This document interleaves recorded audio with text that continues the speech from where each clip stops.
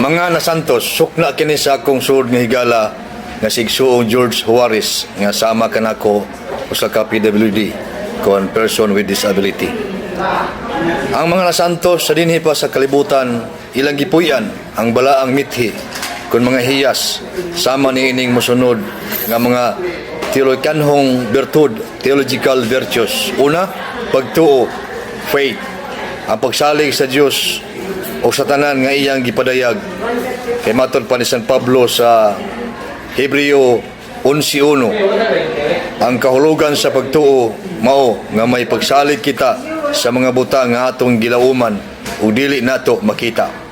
Ikaduha, mao ang paglaom, hope, ang masaligong pagpaabot sa padalangin sa Dios o sa kinabuhing dayon. Diya sa Roma 15:13, ang Dios na tinubdan sa paglaom, magpuno unta kaninyo sa tanang kalipay o kalinaw pinaagi sa inyong pagtuo kaniya, aron magpadayon pagtubo ang inyong paglaom, pinagi sa gahom sa Espiritu Santo. Ikatulo, gugma, love.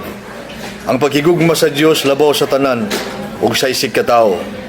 Sa 1 Corinto 13:13, pagkakaron kining tulo magpabilin, pagtuo, paglaom ug gugma. Apan ang labing dako mao ang gugma.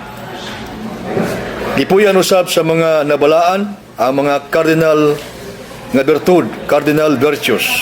Una, kaalam o pagmatngon. Mabasa na sa Proverbio 14:15. Prudence. Ikaduha, katarungan, justice. Nasa Mikyas 6:8. Ikatulo, kaisog o kalig-on, fortitude, Josue 1:9. Ug ikaupat, pagpugong sa kaugalingon, temperance, Galacia 5:22-23.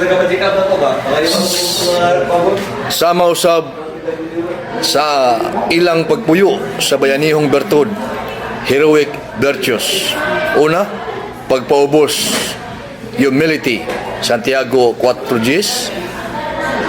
Pagsunod, obedience, Pilipos 2:8. Ikatulo, paglahutay, perseverance, Galacia 6:9 ug Mateo 24:13. Ikaupat, kaluoy, mercy, nasa Mateo Kapitulo 5 versikulo 7. Mao kana ang ilahang ipuy-an dinhi sa kalibutan sa buhi pa sila, mao nga nalangit sila.